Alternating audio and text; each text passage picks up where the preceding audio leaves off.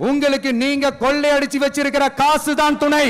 ஆனா எனக்கு என் மேல எல்லையில்லா பாசம் வச்சிருக்கிற இந்த மாசு தான் துணை.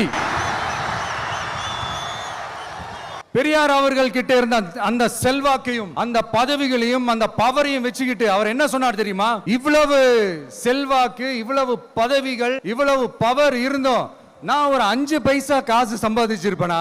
எனக்கோ இல்ல என் குடும்பத்துக்கோ பட்டங்கள் வேணும், பதவி வேணும்னு ஏதாவது கேட்டிருப்பேனா? இல்ல ஏதாவது லாபம் பார்த்திருப்பேனா? இல்ல எதுக்காவது ஆசைப்பட்டிருப்பேனா?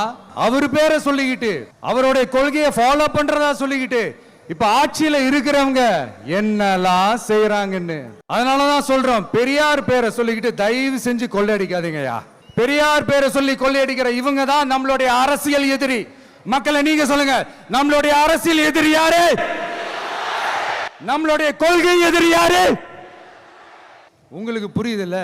எனக்கு அது போதும்யா, எனக்கு வேற எதுவுமே தேவையில்லை. நீங்க எல்லாரும் என்னோட அரசியலோட கனெக்டடா இருக்கீங்கன்றது ரொம்ப தெளிவா தெரியுது. அதனால எனக்கு அது போதும். அதனாலதான் எதிரிகள் யாருன்னு சொல்லிட்டு களத்துக்கு வந்திருக்கிறோம். அதனால அவங்கள மட்டும் தான் எதிர்ப்போம்.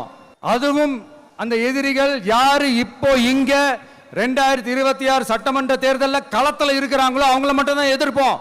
சும்மா களத்திலே இல்லாதவங்களையும், களத்துக்கும் அவங்களுக்கும் சம்பந்தமே இல்லாதவங்களையும் எதிர்க்கிற ஐடியாலாம் இல்ல பாஸ்.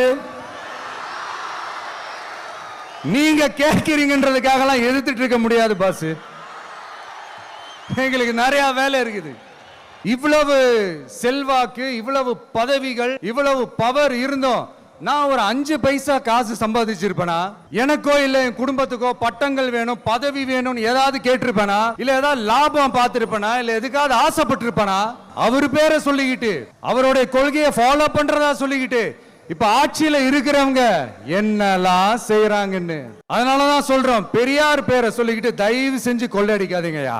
பெரியார் பேரை சொல்லி கொள்ளையடிக்கிற இவங்க தான் நம்மளுடைய அரசியல் எதிரி. மக்களை நீங்க சொல்லுங்க, நம்மளுடைய அரசியல் எதிரி யாரு? நம்மளுடைய கொள்கை எதிரி யாரு? உங்களுக்கு புரியுது இல்ல? எனக்கு அது போதும்யா, எனக்கு வேற எதுவுமே தேவையில்லை. நீங்க எல்லாரும் என்னோட அரசியலோட கனெக்டடா இருக்கீங்கன்றது ரொம்ப தெளிவா தெரியுது. அதனால எனக்கு அது போதும். அதனாலதான் எதிரிகள் யாருன்னு சொல்லிட்டு களத்துக்கு வந்திருக்கிறோம். அதனால அவங்கள மட்டும் தான் எதிர்ப்போம். அதுவும் அந்த எதிரிகள் யாரு இப்போ இங்க 2026 சட்டமன்ற தேர்தலில் களத்தில் இருக்கிறாங்களோ அவங்கள மட்டும் தான் எதிர்ப்போம். சும்மா களத்திலே இல்லாதவங்களையும், களத்துக்கும் அவங்களுக்கும் சம்பந்தமே இல்லாதவங்களையும்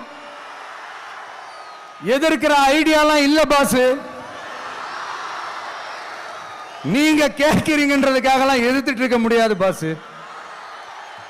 எங்களுக்கு நிறைய வேலை இருக்குது. చంపొద్దునైనా చంపొద్దునైనా